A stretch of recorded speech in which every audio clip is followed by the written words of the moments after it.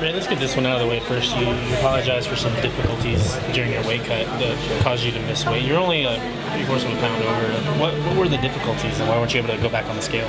The difficulties were, I packed on a lot more muscle than I normally do. I felt like going into the division and getting higher in the division, I needed to build a little strength, so I upped up my strength and conditioning, and having that extra muscle made it a lot more difficult to cut. So I also made a few mistakes during my dieting this week that I probably shouldn't have substituted it.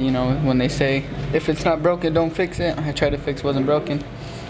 Normally, guys miss weight, you expect it to affect their performance, but your conditioning, your pace, everything seemed on point. Did you feel that way throughout the fight? Yeah, I felt a little different than what I usually do. I felt like I would have probably, finished that guillotine most of the time, but it's all right. I have plenty of time in my career to get those finishes.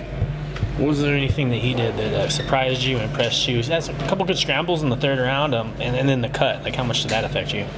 I'm kind of, like I told someone in the last interview, I'm kind of glad the cut happened. I've never been in a fight where I've been injured, cut, or anything like that, so I needed to know that I could overcome those types of adversity. And being cut and seeing the blood dripping, it was dripping in my eye pretty bad to where I couldn't see, so I needed that to let myself know that I can overcome those adversities.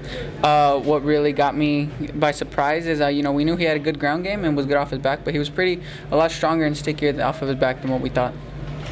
Post-fight interview, kind of the call-out that wasn't a call-out, but you mentioned Demetrius Johnson's name and how you're working your way up to that point. Does that take it that you're kind of favoring him to beat John Dodson, your fellow Albuquerque native in the UFC 191? Definitely, I definitely feel Johnson is by far the smartest fighter on the roster, and I feel like that's where he's going to beat John Dodson. He's really good at correcting his errors, and I feel like all the errors that he made against Dodson the first time is going to go back, fix them, and dominate him the second fight.